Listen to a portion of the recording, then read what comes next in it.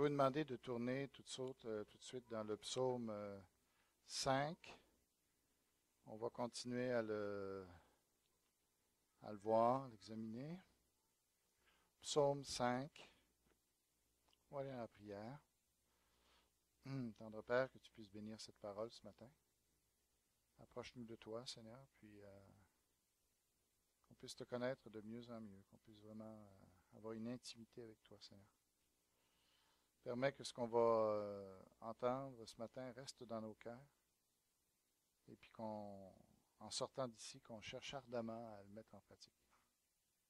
Bénis tous les pasteurs, les ouvriers, les missionnaires à travers le monde, Père, pour que ta parole aujourd'hui soit prêchée avec vérité, soit prêchée avec puissance, puis qu'elle soit prêchée partout, Père.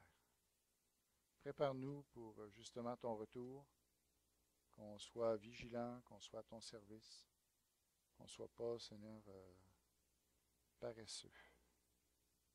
Dans le nom de Jésus. Amen. Alors, un jour, il y a un pasteur qui parlait avec des enfants et puis il leur disait, comme ça, votre maman a prié pour vous tous les soirs. Oui, elle priait pour nous tous les soirs. Et qu'est-ce qu'elle priait quand elle priait pour vous le soir? Merci Seigneur parce qu'ils sont couchés.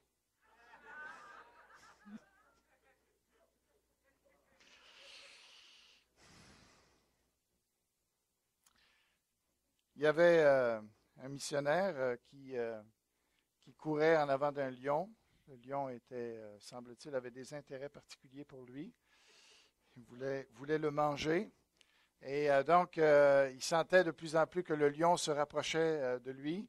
Il sentait le souffle du lion commencer à se faire sentir dans sa nuque.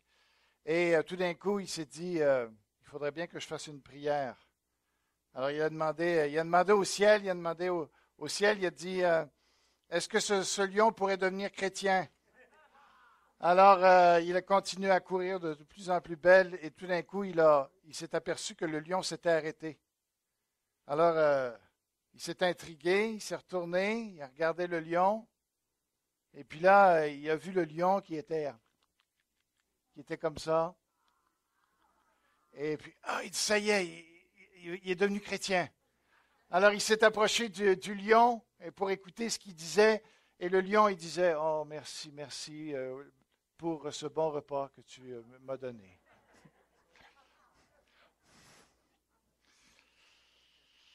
Alors, j'ai voulu simplement vous faire sourire, mais évidemment, le message ne sera pas que sourire, ne sera pas que rigolade.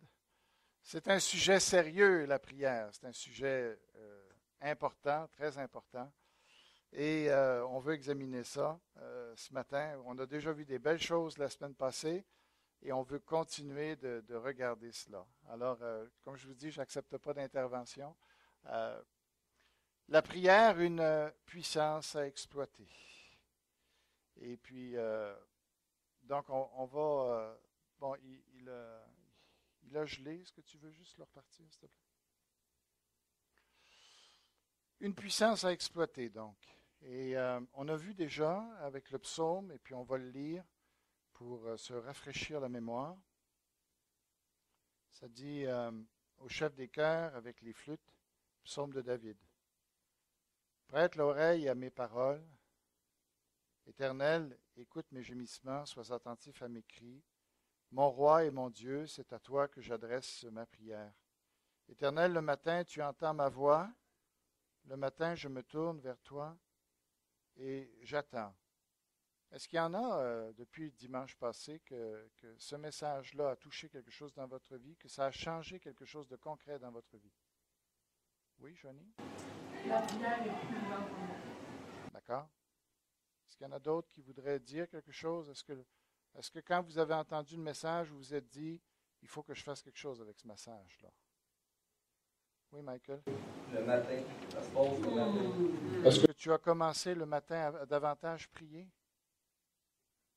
C'est dur de changer ses habitudes. Okay. Parce que vous savez, vous n'entendez pas des messages comme ça pour le fun. Hein? Il faut vraiment réagir. Moi, je vais vous dire, je n'ai pas beaucoup l'habitude de prier à genoux. Je le fais, mais j'aime beaucoup plus prier en marchant. Mais cette semaine, je me suis dit, je vais d'abord aller plus le matin, de vraiment préparer ma journée, plus moi-même, parce que je prie le matin, mais ici, quand je suis rendu à l'église, le matin, j'examine la parole, je réfléchis, je prie un peu. Mais là, je me suis dit, non, j'ai dit aux autres qu'il fallait que, Seigneur, fais-moi entrer dans tes bonnes œuvres, alors montre-moi tes œuvres. Alors, c'est plus détaillé ma prière à cause de mon message, et ça ne m'empêche pas de prier pour vous après ça le matin et tout ça, mais le matin en me levant, là, je me suis dit, bon, il faut que j'aille avec une prière plus précise et plus profonde aussi. Alors, ça a touché ma vie. Ce massage-là, ce matin, est d'abord et avant tout pour moi, alors, et pour vous aussi, évidemment. Donc, je suis content que s'il y en a. J'ai appris d'autres choses que je sais que ça a changé pour d'autres personnes, des trucs dans leur vie. Et ça, c'est ça qui est bien. Quand vous allez ce matin, il faut vraiment que vous sortiez d'ici et vous disiez, Seigneur, qu'est-ce que tu m'as montré ce matin? Qu'est-ce que je dois changer ce matin? N'écoutez pas les choses comme ça. Est-ce que vous êtes venu justement devant la parole de Dieu ce matin de dire, Seigneur, tu as quelque chose à changer dans ma vie et je veux que ça change. Et alors, vous êtes prêts à ça? Vous êtes prêts à changer? OK? Parce que c'est à vous que Dieu veut parler de cette manière-là, si vous êtes prêts à changer dans vos vies. Ça, c'est extrêmement important. OK? Alors, on continue. Car tu n'es pas un Dieu qui prenne plaisir à la méchanceté. Le mal n'a pas sa place auprès de toi. Les vantards ne peuvent résister devant ton regard. Tu détestes tous ceux qui commettent l'injustice. Tu fais disparaître les menteurs. L'Éternel a en horreur des assassins et des trompeurs. Mais moi, par ta grande bonté, je vais à ta maison. Je me prosterne dans ton saint temple avec la crainte qui t'est due. Éternel, conduis-moi dans ta justice à cause de mes adversaires. Aplanis ta voix devant moi, car il n'y a pas de sincérité dans leur bouche. Ils ne pensent qu'à détruire. Leur gosier est une tombe ouverte. Leur langue prononce des paroles flatteuses. Traite-les comme des coupables, ô Dieu, que leurs projets provoquent leur chute. Chasse-les à cause de leurs nombreux péchés, de leur révolte contre toi. Alors tous ceux qui se confient en toi se réjouiront, seront pour toujours dans l'allégresse et tu les protégeras. Tu seras un sujet de joie pour ceux qui aiment ton nom, car tu bénis le juste Éternel, tu l'entoures de ta grâce comme d'un bouclier. Alors, on a vu la semaine passée les questions, on a répondu à ces questions, à celles-ci. Qui prier? Donc, on a vu aussi comment prier. On a vu quand prier aussi à la lumière de ce texte-là. Et ce matin, on veut rapidement, on veut regarder pour qui la prière. À qui c'est accessible, ça, la prière? Okay? Qui peut s'approcher de Dieu? Pourquoi prier? Quelles sont les raisons profondes qui motivent que nous prions dans ce texte-ci? Et pourquoi prier? Pour quel sujet prier? Alors, on va regarder ça au travers de ce texte. Évidemment, tout n'est pas dit dans ce texte, mais il y a des choses très importantes qui sont dites dans ce texte. Alors, nous allons y aller. Mais juste avant d'aller plus loin, je me suis arrêté parce que ça m'a fasciné, ces mots-là, ces deux mots-là. J'attends. J'attends. Ça peut être aussi traduit je guette ou je regarde au ciel, dans le sens que je m'attends à Dieu. Voyez-vous? Alors, moi, je trouve intriguant cette attente-là. Qu'est-ce que David attendait? Pourquoi il avait besoin d'attendre? Et qu'est-ce qui se passait pendant ces moments d'attente-là? C'est toutes des questions qu'on peut se poser et réfléchir. Est-ce que j'ai besoin d'attendre? Est-ce que je suis quelqu'un de trop pressé pour que Dieu me parle? Est-ce que je suis quelqu'un de trop pressé pour que Dieu réponde à mes prières? N'est-ce pas que ce sont des questions intéressantes? Alors, est-ce qu'on a le temps de prier? Est-ce qu'on prend le temps de prier? Est-ce qu'on juge que la prière mérite d'avoir du temps? Est-ce que Dieu est obligé d'être à la minute près, à la seconde près pour nous? Ou s'il peut prendre, on peut prendre le temps d'attendre qu'il arrive ou qu'il réponde? Est-ce qu'il est assez grand, est-ce qu'il est assez important pour qu'on attende Dieu? Vous savez, quand j'arrive chez le médecin, il faut que j'attende. C'est le médecin qui va décider quand il va me recevoir. Et avec Dieu, c'est la même chose. Voyez-vous? Alors, moi, j'aime ces mots-là. Ils m'ont surpris. Je ne m'attendais pas à ça. Moi, j'aurais dit autre chose que ça. Mais la prière, c'est aussi attendre. Et est-ce que ça se pourrait que Dieu veuille nous guérir? Parce qu'on est toujours dans le thème de la dépression, n'est-ce pas? Est-ce que ça se pourrait que Dieu veuille nous guérir juste au travers de cette attente-là? Comprenez? Parce qu'on est dans un monde tellement pressé, tellement rapide, tellement vite, tellement bourré d'activité. Est-ce que ça se pourrait que le fait qu'on est nerveux, le fait qu'on est angoissé, le fait qu'on est dépressif, est-ce que ça se pourrait qu'il y ait une part qu'on ne sait pas se reposer devant Dieu? On ne sait pas se détendre devant lui. Et que Dieu, finalement, c'est une thérapie qu'il nous donne quand il nous fait attendre dans le silence.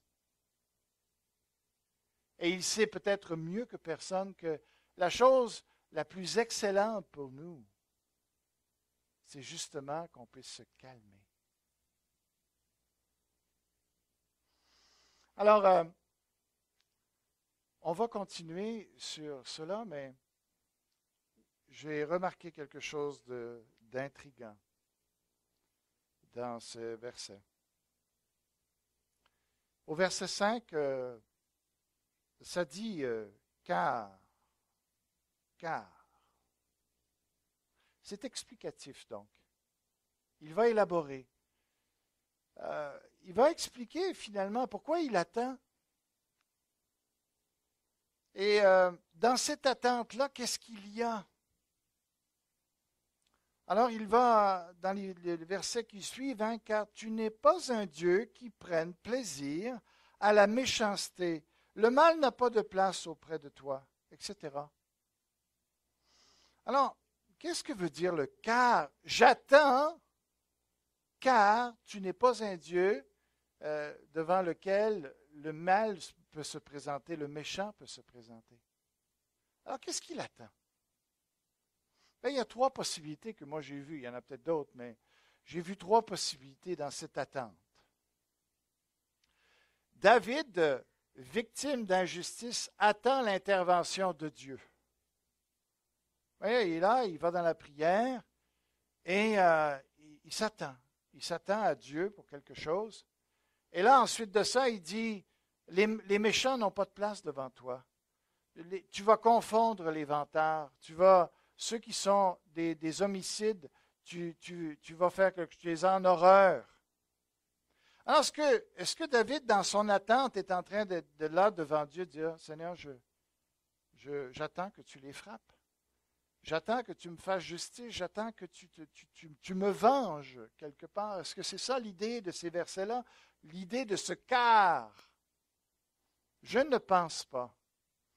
Parce que, à cause principalement, des mots, je dirais, le mal n'a pas sa place auprès de toi. Donc, il parle de cette attente-là en opposition avec les méchants, et les méchants surtout qui ne peuvent pas s'approcher de Dieu. Alors, ce n'est pas dans cette attente-là, je ne pense pas qu'il est en train à ce moment-ci, de prier pour que Dieu intervienne auprès des méchants. Non. Et je suis justifié de penser cela pour une autre raison, qui au verset 8 dit, « Mais moi, par ta grande bonté, je vais à ta maison. » Voyez-vous, il dit, « J'attends, hein, le matin, je me présente devant toi, et j'attends car le méchant n'a pas sa place devant toi, mais moi, je me présente. Alors, je pense qu'il est plutôt en train de dire ceci, ou même encore mieux ce qui suit.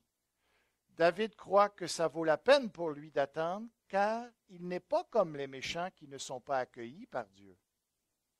Comprenez-vous la différence?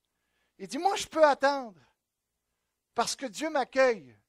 Ce n'est pas la même chose avec les méchants. Mais je pense qu'il y a encore plus que ça dans ce quart, qui est ceci. David croit que son attente prouve en elle-même qu'il est vu favorablement par Dieu et que c'est lui qui, dans sa grâce, produit cette attente. Me comprenez-vous ce que je suis en train de vous dire? C'est pas qu'il a une attente et que c'est son œuvre à lui de pouvoir attendre Dieu et que c'est par toutes ses forces, ses capacités qu'il arrive à en être là et qu'il est accueilli par Dieu. Non, non. C'est l'idée que même cette attente-là, c'est Dieu qui la produit. C'est Dieu qui le met à genoux. C'est Dieu qui produit ce désir-là d'être avec Dieu.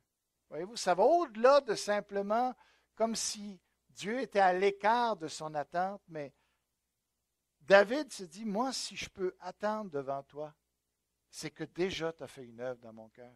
C'est que tu as déjà produit ça. Par ta grande bonté, tu as produit ça dans ma vie, voyez-vous. Alors, quand je vous parle de la prière, ce n'est pas quelque chose, un fardeau que vous devez prendre sur vous de dire, ah oui, c'est vrai, il faut que j'arrive à attendre devant Dieu. Il faut que j'arrive à prier plus. Il faut que j'arrive à me mettre à genoux. Il faut que j'arrive à prendre mon temps avec Dieu. Non. Le point, c'est, Seigneur, fais-le dans ma vie. Fais-le. Amène-moi là. Produis ça dans ma vie. Fais-moi réaliser dans ma tête combien j'ai besoin de ce temps-là, combien c'est béni ce temps-là, combien tu as des choses à me faire découvrir là. Viens toucher ma vie pour être capable, pour que je puisse attendre. Et au-delà même juste de la production du temps, montre-moi ton approbation dans ce fait-là que je suis capable d'attendre. Que le silence que je peux avoir devant toi, ça me communique que, Seigneur, tu m'accueilles. Parce que si tu ne m'accueillais pas, je n'arriverais pas à rester très longtemps devant toi. Vous me saisissez? OK. Alors, pour qui la prière? Alors, il décrit ici toutes sortes de gens, n'est-ce pas? Et finalement, il est en train de décrire notre environnement. C'est notre environnement. C'était son environnement à lui. Voyez-vous? Alors, je vais juste rapidement. Voici son environnement. Les gens qui l'entouraient. Et je peux vous dire, ça n'a pas changé. C'est le même environnement qui est le nôtre. Alors, je vais juste vous le montrer rapidement, cet environnement-là. Voici ce qui vous entoure. Le méchant, le malin, le vantard, l'injuste, le menteur, l'assassin, le trompeur. OK? Bon, vous avez remarqué comme... il faut que j'explique. C'est pas tous les vendeurs de Ragno. D'accord. Alors, je reviens en arrière. Mais c'est pour vous montrer, voici ce qui vous entoure. Il y en a 7, c'est intéressant parce que Dieu, dans la parole de Dieu, classe souvent les choses par 7, juste pour montrer que c'est des absolus et que c'est quelque chose qui est divin, c'est une révélation divine, ce qu'il est en train de nous dire. Mais là, je veux juste que vous preniez conscience qu'il faut arrêter d'être utopiste par rapport à notre environnement. On a le même environnement que celui de David, voyez-vous. Et nous devons en prendre conscience. Parce que le jour où on prend vraiment conscience de notre environnement, on va aussi être beaucoup plus disposé à aller dans la prière.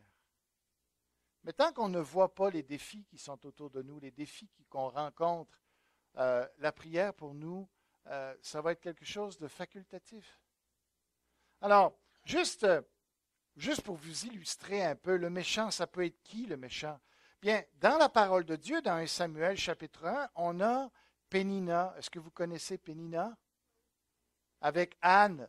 Hein, Anne qui était stérile, qui ne pouvait pas avoir d'enfant et qui avait, dans la polygamie, il y avait cette autre femme-là qui était là, qui s'appelle Pénina, qui, elle, avait beaucoup d'enfants et elle n'arrêtait pas de la piquer. Elle n'arrêtait pas de l'insulter, de se moquer d'elle, et elle la tourmentait jour après jour. Tu sais, le fait que tu n'as pas d'enfant, toi, Dieu est contre toi, etc. Je ne sais pas tout ce qu'elle lui disait, mais on sait, la parole de Dieu nous dit qu'elle pleurait souvent à cause de la méchanceté de Pénina. Vous avez des gens comme ça autour de vous. Des gens qui sont vraiment harcelants. Des gens qui veulent vous faire mal, tu sais, qui sont méchants. Il y a des gens qui sont du malin. Le mal, c'est les gens du malin. Vous avez, par exemple, ces deux fils d'Élie. Vous les connaissez, les deux fils d'Élie. Qu'est-ce qu'ils faisaient, les deux fils d'Élie? C'était des pasteurs de ce temps-là, si on peut les appeler ainsi. Mais à quoi s'amusaient-ils, ces pasteurs? Ce n'est pas nouveau qu'il y en a qui dérapent. Ça ne qualifie pas tous les pasteurs, mais ces sacrificateurs-là avaient dérapé pas à peu près.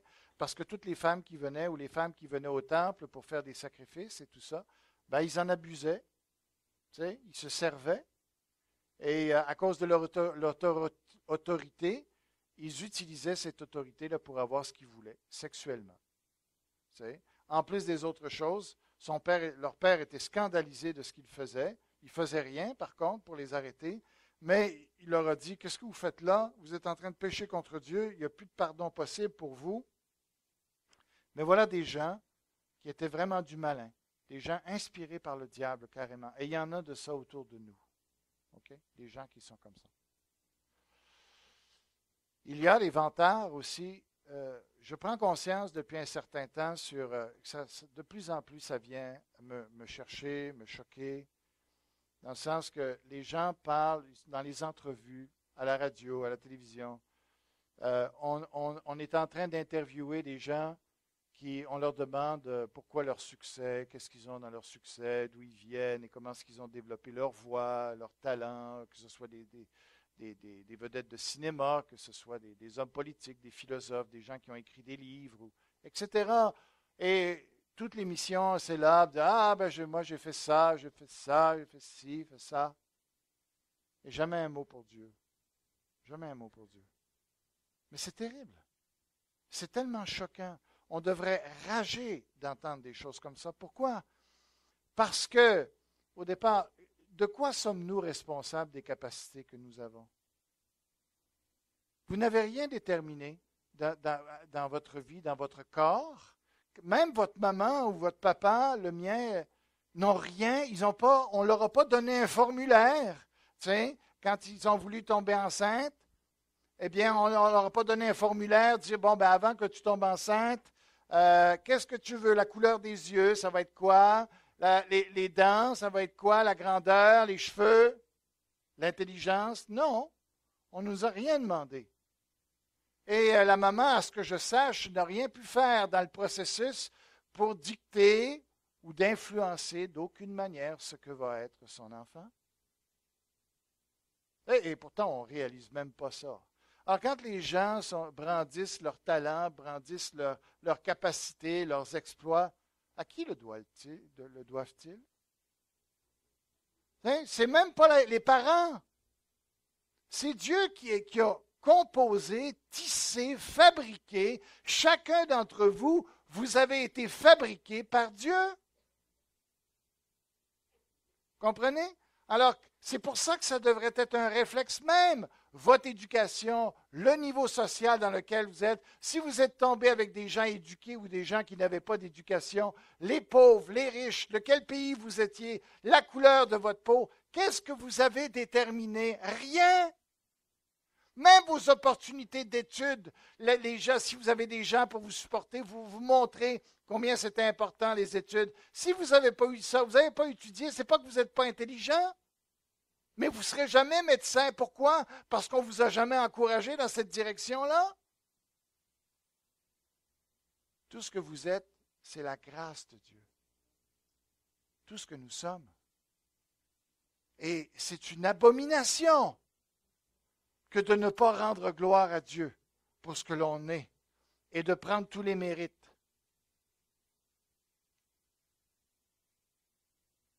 Voyez-vous? Alors, ça devrait être normal pour nous si quand on réalise ça, que dès qu'on fait quelque chose qui est bien, merci Seigneur. Gloire à toi, c'est ta grâce. Ça devrait être l'attitude normale. Alors, quand Dieu voit des vantards, ça le fait tomber en bas de sa chaise. Ça le scandalise de voir comment on prend la gloire. Voyez-vous? Et c'est extrêmement important pour nous, la même chose, particulièrement qu'on est chrétien, que maintenant qu'on fait des choses dans l'Église, qu'on refuse carrément de prendre quelque mérite que ce soit des choses. Bon, on peut être satisfait, merci Seigneur, parce que tu m'as utilisé. Mais on doit vraiment redonner tout ça à Dieu. Parce qu'autrement, on va devenir détestable et déplaisant, non seulement aux hommes, mais à Dieu.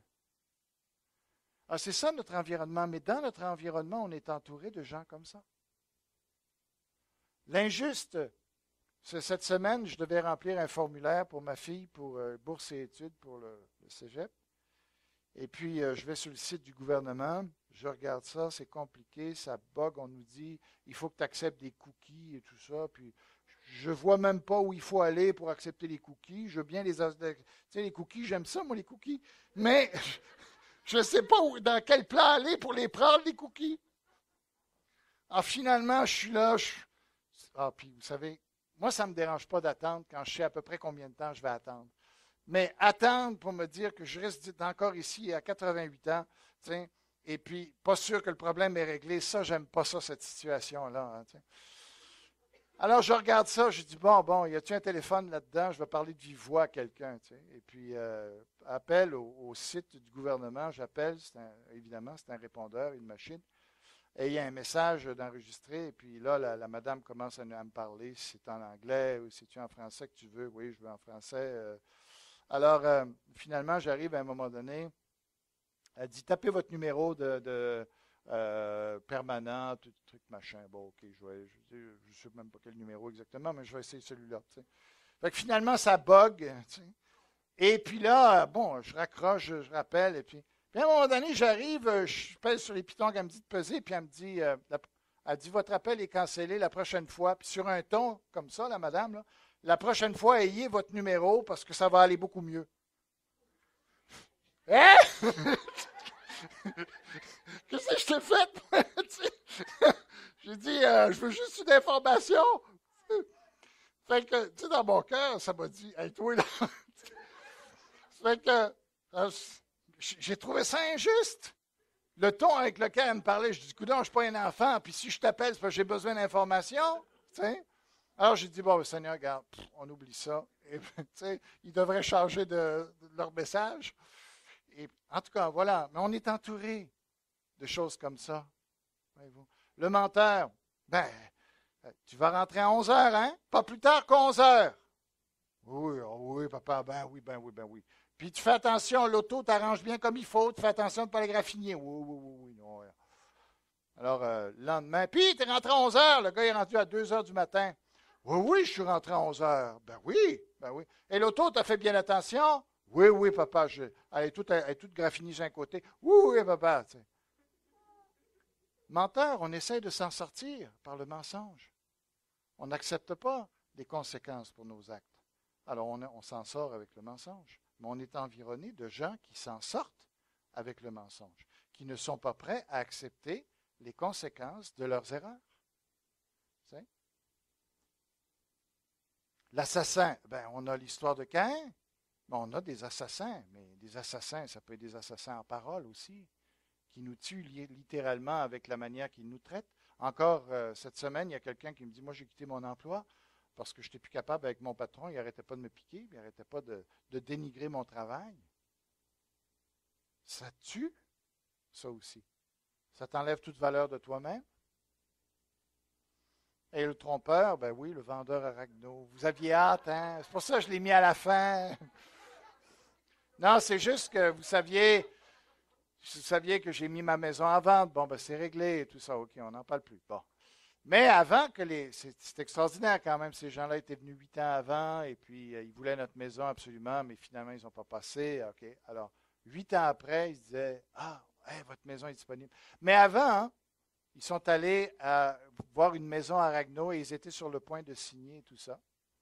Et puis, ils sont descendus dans le sous-sol et il y avait de l'eau dans le sous-sol.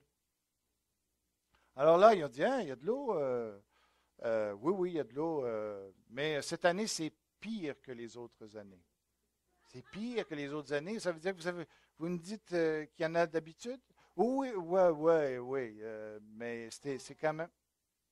Ils voulaient lui vendre une maison en sachant ça, sans les avoir informés de ça.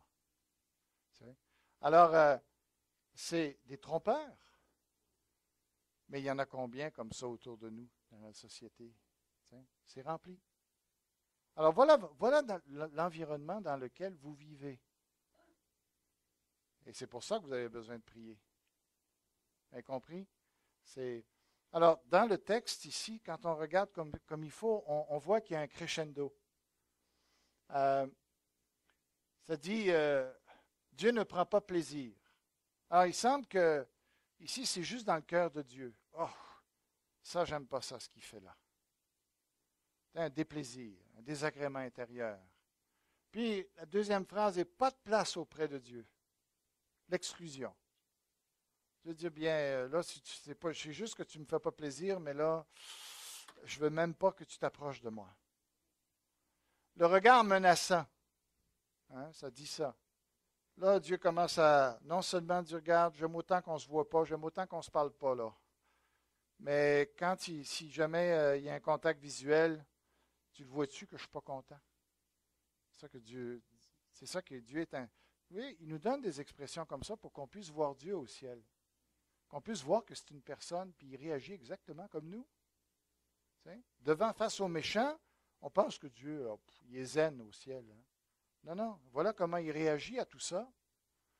Puis la haine, il dit qu'il déteste. Il déteste le méchant.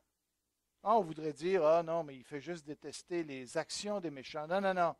Il y a une identification entre les actions du méchant et le méchant. Dieu n'est pas fou, là. Il y a quelqu'un qui l'a fait dans ta mauvaise action. Je vais vous demander de rester à vos places, s'il vous plaît, de ne pas va-et-vient comme ça. C'est difficile à ce moment-là. OK? Et donc, ici, la haine, c'est un sentiment violent. On voit que Dieu semble vraiment, là, de plus en plus, il y a quelque chose qui ne va pas. Après, il fait disparaître l'intervention de Dieu. Il agit, puis il fait disparaître des gens.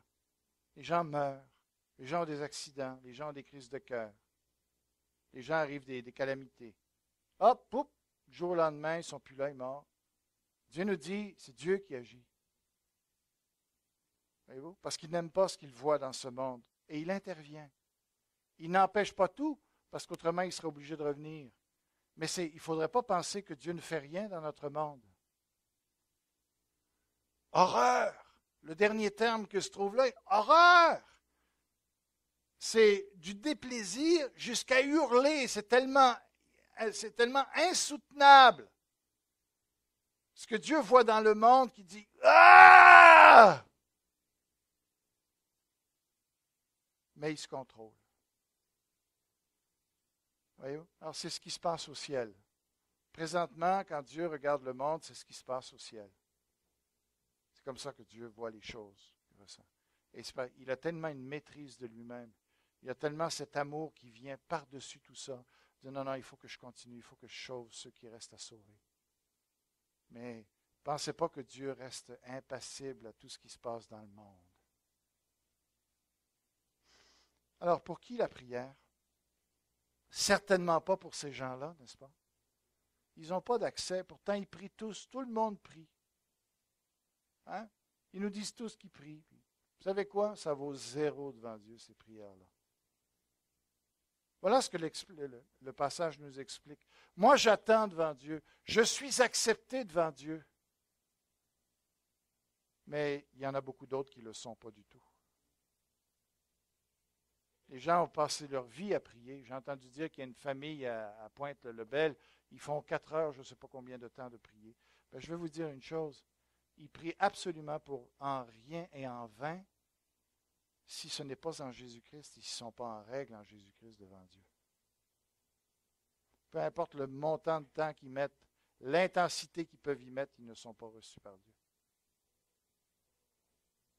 Mais moi, je vais à ta maison. Oui. Si vous êtes ici ce matin, vous allez voir pourquoi vous êtes ici ce matin. Je me prosterne dans ton Saint-Temple. Il y a un développement là. Tu sais, et se prosterner, qu'est-ce que ça veut dire? On va le voir un peu tout à l'heure. Je me prosterne avec crainte. Et il y a des gens qui ne viennent pas à l'église. Bon, ben, vous êtes venus à l'église. OK.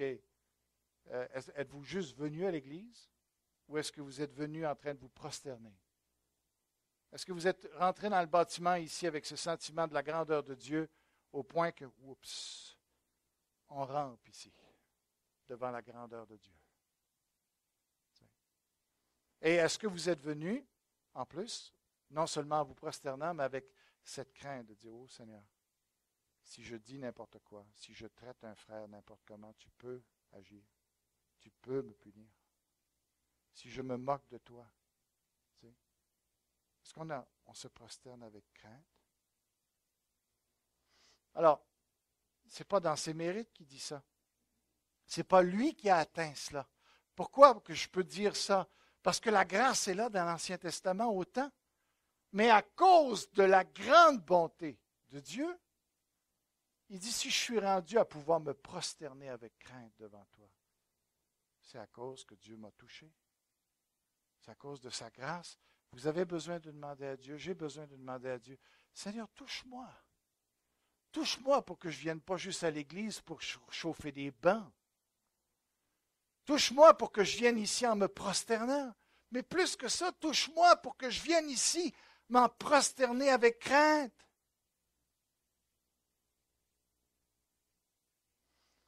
Et c'est pas une technique se prosterner. Ça, c'est bon, parce que la position des orteils est correcte, celle des doigts, mais ça, c'est abominable. Hein? Si tu regardes un peu trop en arrière, c'est pas bon. OK? Alors, si les mains ne sont pas placées au bon endroit, c'est pas bon non plus. Hein? Ou les pieds. Attention, ce n'est pas à la bonne distance, tu n'accotes pas comme il faut. Est-ce que c'est ça qu'on nous dit, se prosterner devant Dieu? Mais ça, c'est le Coran qui nous dit ça. C'est l'islam qui nous dit, voilà, toute l'emphase est l'extérieur. Mais c'est complètement fou. Parce que se prosterner, c'est tout d'abord dans le cœur.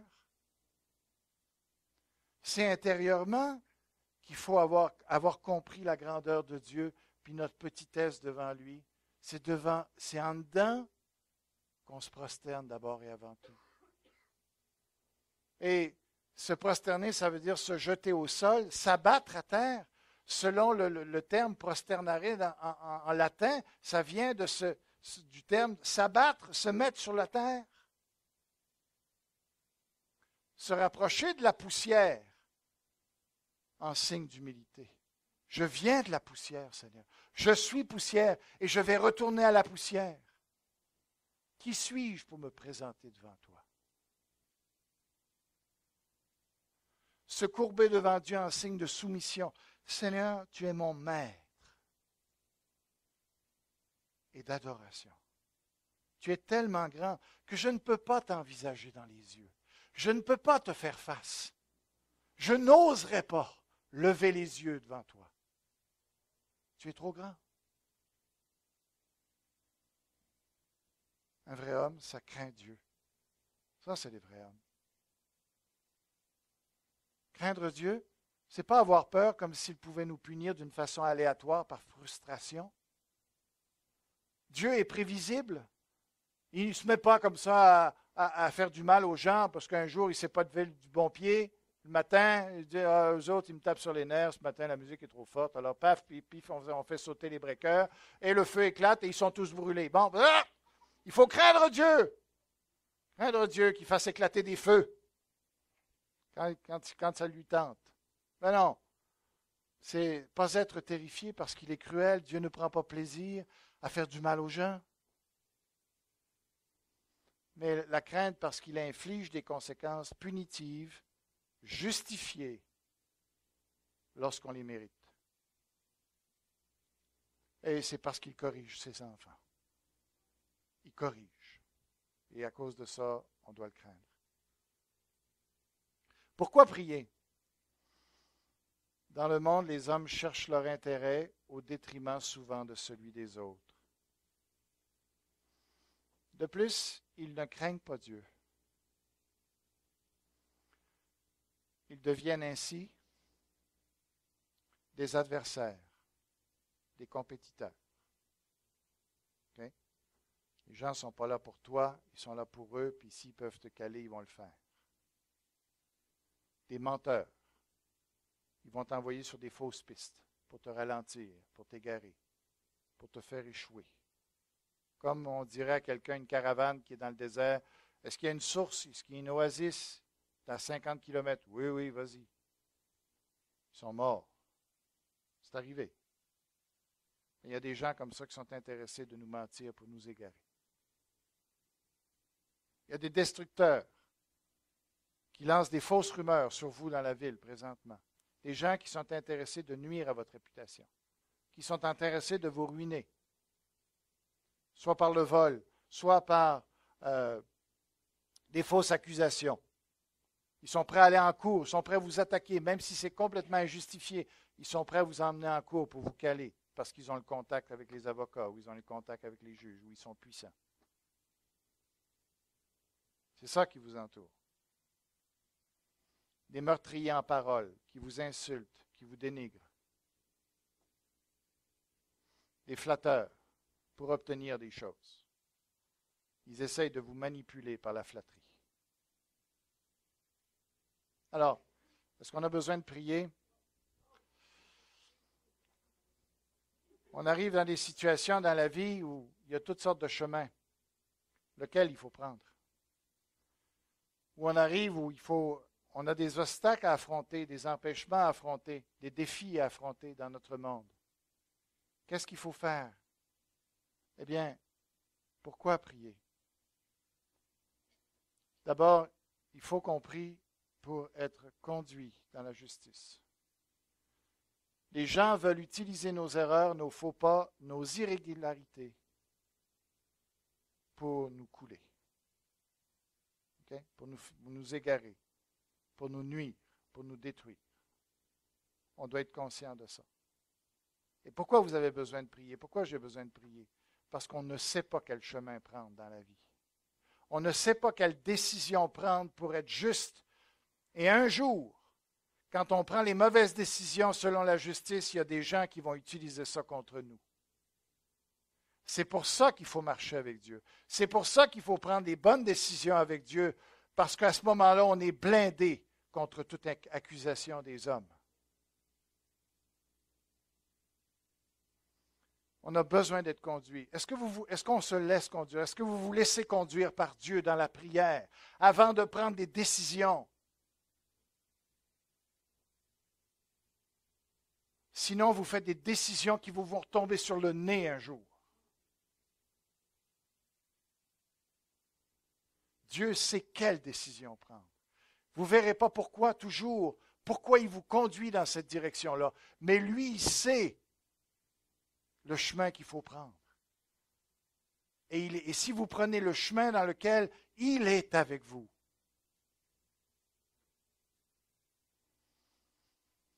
le texte nous dit aussi, une autre raison pour laquelle il faut prier, c'est pour que nos chemins soient aplanis. On a des obstacles, on a des empêchements, on a des difficultés, des oppositions dans ce monde.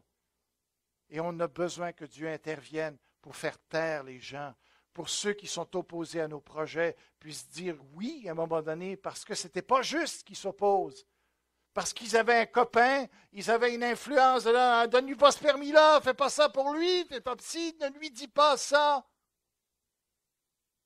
Et on a besoin que Dieu vienne se mêler de l'histoire pour dire, toi tu te tais. Toi, tu vas lui dire, tu vas lui permettre de faire ce que ça, parce que c'est moi qui ouvre les portes. C'est lui qui les ferme, c'est lui qui les ouvre. Nos chemins dans ce monde sont pleins d'obstacles. C'est difficile. Des fois, vous vous sentez épuisé, vous ne savez pas, est-ce que j'ai le courage de continuer? La route est pénible. Mais Dieu va aplanir. Il va aplanir l'opposition des gens, il va donner des opportunités quand c'est sa volonté. Mais il faut lui faire confiance. Nous ne sommes pas paranoïaques, ni défaitistes, ni pessimistes. On est seulement vigilants, sages et conscients de la réalité. On est dans un monde qui est contre nous, un monde qui veut nous faire du mal, un monde qui est contrôlé par on sait qui. Et c'est pour ça qu'on a besoin de prier. Et si vous vous en allez dans le monde le matin, si vous vous en allez, vous partez à faire votre ouvrage et que vous n'êtes pas préparé spirituellement, le diable se rit. Le diable vous attend pour vous détruire, pour vous égarer. Pourquoi prier? Je termine là-dessus. Ô Dieu, traite-les en coupables, provoque leur chute par leurs projets, chasse-les à cause de leurs péchés. Alors, la joie pour ceux qui se confient en Dieu, l'allégresse à cause de sa protection, la joie pour ceux qui aiment son nom. Est-ce qu'il faut prier ça maintenant? Parce que Jésus a dit, priez pour ceux qui vous maudissent. Bénissez ceux qui vous maudissent. Priez pour ceux qui vous persécutent.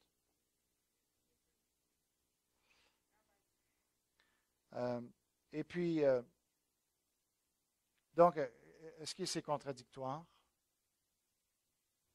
Est-ce qu'on n'a plus le droit de prier comme ça? Moi, je vous dirais, pour le salut des gens, il faut toujours prier, peu importe qui nous fait du mal. Jamais qu'on va leur souhaiter d'être perdus. Jamais qu'on va arrêter de prier, Seigneur, pardonne-leur pour que tu puisses te révéler à eux, pour que tu puisses même les bénir dans leur vie, qu'ils ne subissent pas les conséquences de leurs mauvaises actions. Il faut continuer à faire ça tout le temps. Mais par contre, il y a une place aussi où quand on est victime d'injustice, quand il y a des gens qui sont littéralement méchants avec nous, on a le droit de dire, Seigneur, arrête-le. Arrête-le. Qu'à un moment donné, il s'enfarge dans ses propres plans, que lui-même, il tombe dans le trou qu'il a creusé pour nous. Pas pour qu'il soit éliminé, pas pour qu'il soit condamné pour l'éternité, mais pour que justement il soit amené à la repentance, qu'il réalise combien méchant il était. Jamais il faut perdre de vue la grâce du salut envers les gens, peu importe ce qu'ils nous font. Mais en même temps, on a besoin de délivrance dans nos vies. On a besoin des interventions de Dieu pour notre vie, parce qu'on est dans un monde qui est vraiment méchant.